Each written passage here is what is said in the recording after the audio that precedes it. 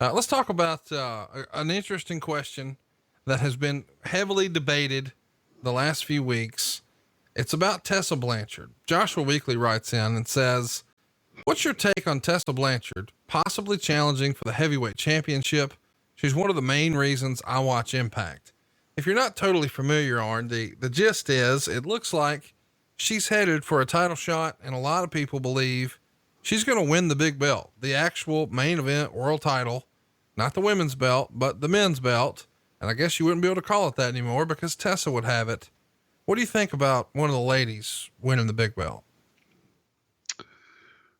Well, I'm a huge fan of women and what they've achieved in wrestling today.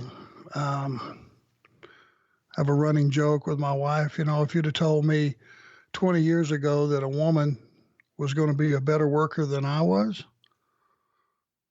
I'd laughed in your face. Now, they're all better than I was. And I'm the first to admit it. I do have, I'm not going to say problem or issue, or I'm just a little bit suspect on what my feelings are about women fighting men on a level that's equal, level ground, equal footing. I just don't think that it's probably credible, believable, or do I want to see a guy clotheslining a woman's head off or punching her in the mouth? You can get away, and you've always been able to get away with women being involved in matches. And as long as it stays something cute and something that I'm going to buy, let me just ask who their champion is right now that Tessa would be challenging. Sami Callihan, and they actually main evented a pay-per-view a couple of months ago. It was a very good match, but I could see how if you were a traditionalist, it may have been a little challenging to watch, a man wrestle a woman, but I thought they told a great story. Ultimately, she did not get her hand raised. Sami won that match, but it was much more competitive than maybe you would have imagined a generation ago.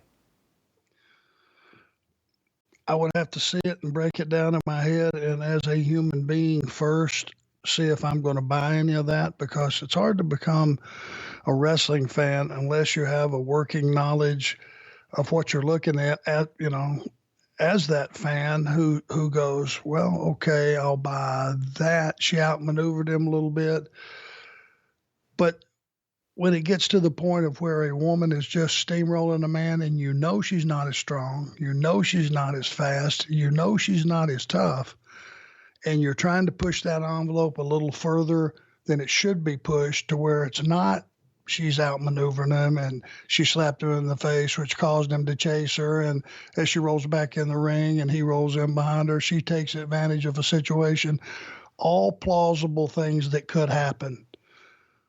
But like I said, I would have to see the match and just see, is she just mowing this guy down? Because I've heard, I don't know Sami personally, but I've heard he's a pretty tough kid. I've seen him wrestle a few times on TV, and he beats his own body up pretty good. So I imagine he is a tough kid.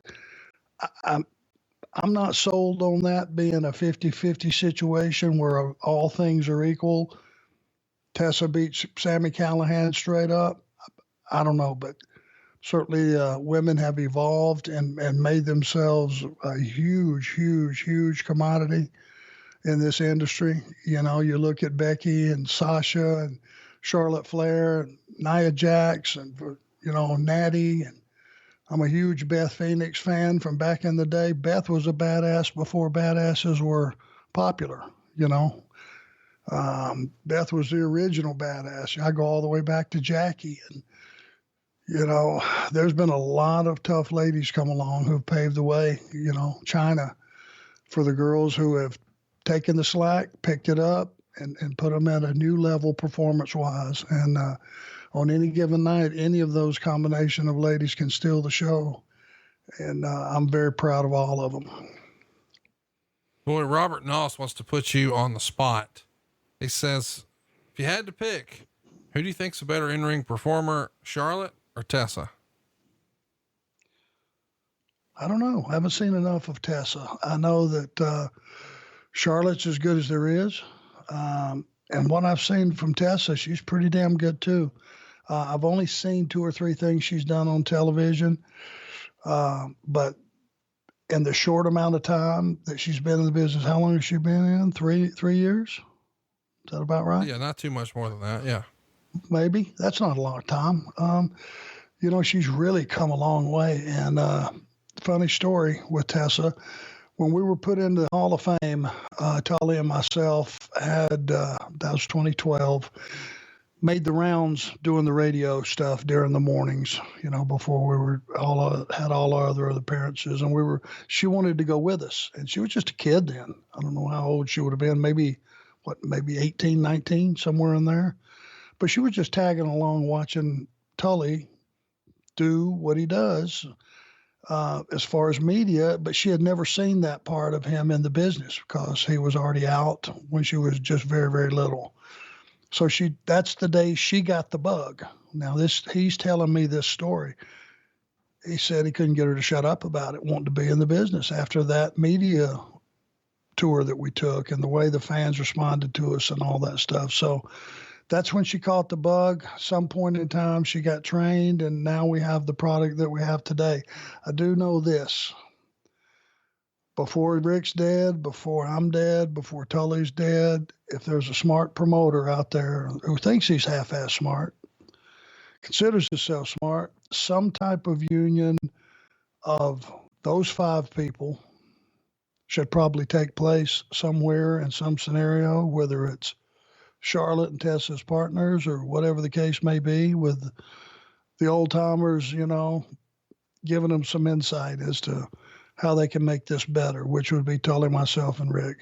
That's a no-brainer. I'd like to see that as a fan one time, or maybe a couple of times, who knows. But that's just kind of sitting there as a big thing down the road if somebody would just be smart enough to figure it out.